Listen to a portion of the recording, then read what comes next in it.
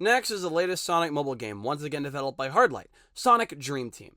And just by looking at the reveal trailer... Holy crap, this looks amazing! A fully 3D Sonic game with branching paths, multiple missions, unique playable characters, and a full-on story? 2D animations just like the console game? This might as well be a console game. Oh, look at the environments, they look so unique. All the bosses look so cool. Is that a giant enemy crab? This could be one of the greatest Sonic games of all time. I can't wait for everyone to actually enjoy a Sonic game together. Sonic is dead. Sonic Dream Team, despite looking to be one of the best Sonic games in the last half-decade, is an Apple Arcade exclusive, and with it being funded by Apple themselves, it seems to be staying that way. I mentioned this when I went over all the Team Sonic Racing versions, but Apple Arcade is a subscription service that is home to tons of ad-free mobile games, along with a few major console releases. Now, many saw this as a hindrance, making this an incredibly inaccessible Sonic game. While it isn't wrong to say that this won't be accessible to many people, especially those with Android phones, saying this is a hindrance is not true. Apple Arcade is one of the biggest gaming subscriptions of all time, with over 100 million users. Even if half of those users played Sonic Dream Team, it would still be the most played Sonic game of all time. Which is weirdly sad. Well, if this has the chance of being the most played Sonic game, is it deserving of that title? Answer the question. Unlike the rest of the Sonic mobile lineage, Sonic Dream Team has a story to tell.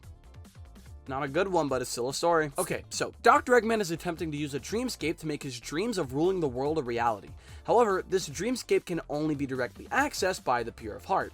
To work around this, Eggman kidnaps Cream the Rabbit and uses her as a host and feeds the dreams into the dreamscape through her. World terrorist, child kidnapper, Eggman's really done it all. After learning of Cream's whereabouts, Sonic's team and Rouge find themselves trapped in the dreamscape and need to work with the Guardian of Dreams, REM, to prevent Eggman from bringing his dreams into reality and rescue Cream. That's really all that's worth talking about since, in my opinion, the proper cutscenes aren't too great. The only thing to really praise is the in-game animations. Everyone's voice performances aren't the greatest and many dialogue decisions really hammer in my distaste for how modern Sonic lore has been treated, but that's a topic for another day. We don't care about the story. We need to know, how is the gameplay of the video game? It's whatever, to be honest. Sonic Dream Team is the first fully 3D Sonic game since Sonic 06 for the Xbox 360.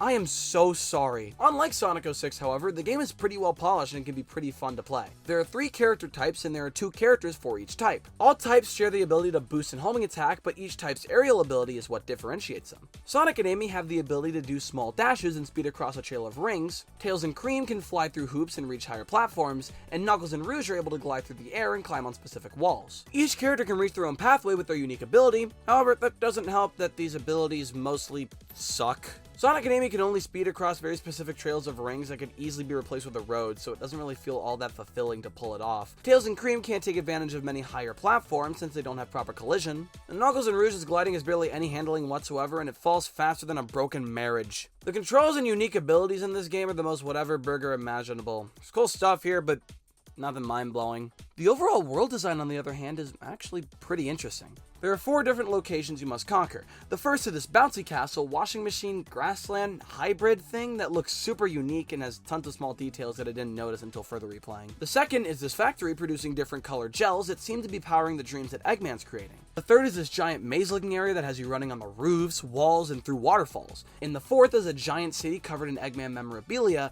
that gives obvious vibes of Eggman Land from Sonic Unleashed. Except this time, I'd actually be willing to replay this level. While these aren't really too crazy when compared to stages from the other Sonic games of the early to late 2000s, after almost 13 years worth of unoriginal stage designs and literally reused stages from the exact same game 3 times in a row, these stages are astronomically refreshing. What isn't refreshing though, in my opinion, is the mission structure. You ever 100% Super Mario Sunshine?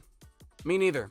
That's about to change. Sonic Dream Team stages are split into a few different missions. They can range from reaching to the end of the stage, reaching a dream orb, running through checkpoints to reach a specific point, reaching the end of the stage before time runs out, and that's right, you guessed it, collecting crystals. Yeah, most of Dream Team's missions boiled down to doing the same thing but with different restrictions, aside from the crystal collecting missions. It got to a point where I'd have to complete multiple missions from one stage just to unlock the next one, so I'd be essentially replaying that stage over and over and over and over again, but this time, ooh, I have a bomb strapped to my leg that'll go off if I'm not fast enough! A lot of these stages can be pretty fun to complete, especially with the many different paths you can take in some of them, but having to play them again and again just to reach the next one that can sometimes be incredibly similar really took me out of it and made me put the game down on multiple occasions. The last thing to really go over is the sound design.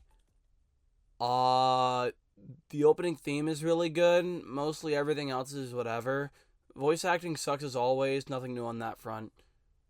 I'm tired, man. Can we be done already? Sonic Dream Team is a perfectly well-made Sonic game, and that's all it'll ever be to me. It's weird seeing so many people praise this game as the best Sonic game since Mania, calling it peak, saying Hardlight should make console games for the Sonic brand, and pretty much any other definition for parasocial love. While I think the game is generally fun and will definitely be loved by tons of newcomers who came from the Sonic movies or Sonic Prime, comparing this to the countless 3D Sonic games that have been released, even the 2D ones, this feels like nothing more than a regular old platformer. A good regular old platformer, but it's still a regular old platformer.